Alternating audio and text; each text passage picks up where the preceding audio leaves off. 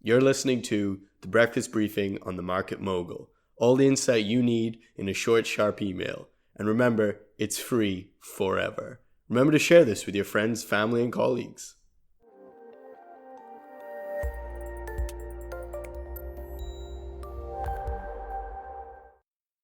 Trudeau's first move. Canadian Prime Minister Justin Trudeau is accelerating plans to replace Canada's coal-fired power plants to satisfy commitments to cleaner energy.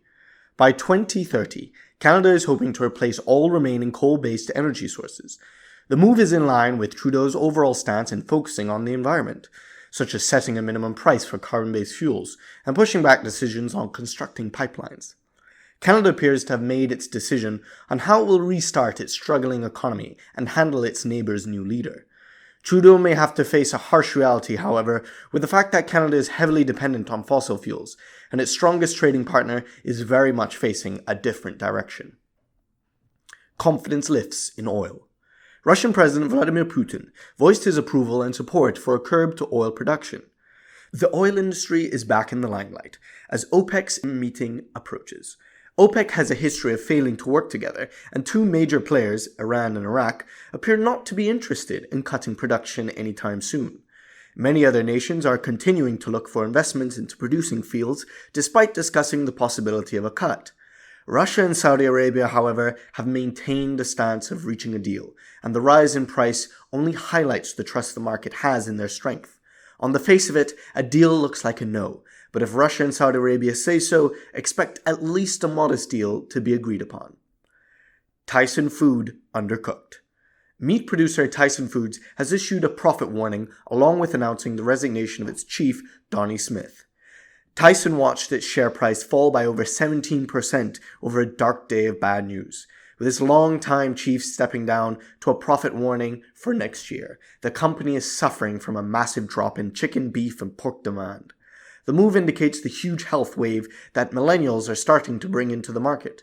However, things should brighten up as costs for livestock fall, but not for a few months. It is not entirely clear what Donnie could have done differently. LSE buys again. The London Stock Exchange has announced it will purchase a financial data company based in the US, Mergent. LSE looks set to improve its data and research department by buying the information provider. The deal itself is not significantly expensive, but it will give regulators something else to think about, as Brussels investigates the deal between LSE and the German Bourse. Over the next few weeks, regulators are expected to provide their list of concerns over the bigger deal. LSE is growing its US information market share after purchasing the popular Russell business in 2014, and the new deal highlights how important major market players consider the growth of ETFs. Brazil pains hit Banco.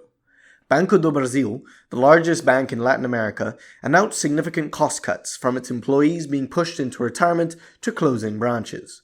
Brazil's business confidence fell to barely above positive as more bad news concerning corruption keeps pouring in.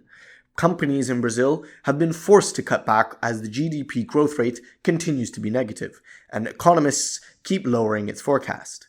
Banco do Brasil planned to close over 400 branches and move more into internet banking. Things could get worse for the bank and the rest of Brazil if the powerful bank unions disagree.